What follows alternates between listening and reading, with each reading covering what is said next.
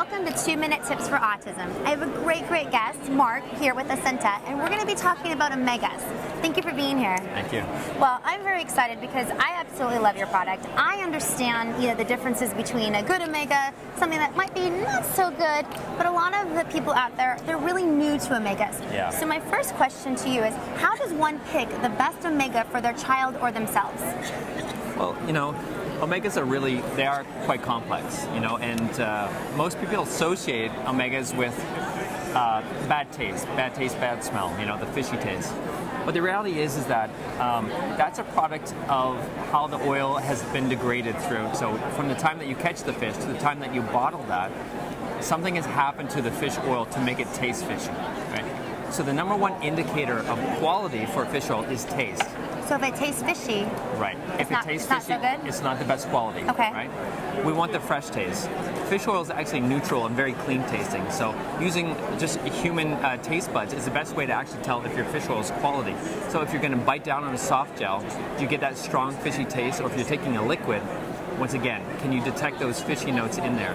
If so, it's not the right product for you. Okay.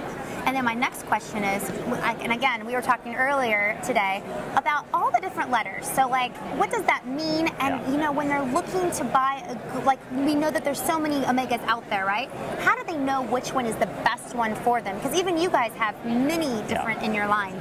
Yeah, we basically have tried to create a line of products for everybody. Once again, so distill it down to what consumers need to know.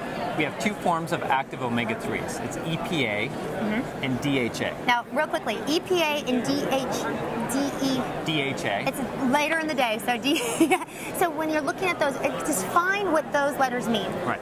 So those are the components of omega-3 that actually confer health benefits. Okay. There's other forms of omega-3 that you can get from plant sources, but they have to be converted in the body, and that conversion is not a very efficient process. So the best thing is to make sure your supplement contains both EPA and DHA. So both of those. Right. So it's important for them to know. Right. So in terms of what product is right for you, you may have some products that are very high in DHA and very low in EPA. And indications for that would be life stages, like if you were pregnant. Okay. So pregnant and nursing, or if in your senior years, you want to maximize the DHA intake. That's a good point. Now on the converse side, you may have a product that's very high in EPA and very low in DHA. So this is where we get into more the anti-inflammatory effects of the omega-3s. Okay. Right? So whether it's reducing gut inflammation, joint inflammation, or just brain inflammation. Which a lot of people are experiencing. Exactly. That you want the higher EPA to DHA ratio. Now, I usually tell people who are new to the category, maybe even just start with something that's balanced, right? And we have a lot of balanced products, and we have some that also include vitamin D. Okay. So I always think that it's a great thing to add, and it's vitamin D is so much more absorbable when it's dissolved in a fat substance like fish oil. Oh, so your body's able to actually metabolize it differently. Exactly. Now, one last question I have for you.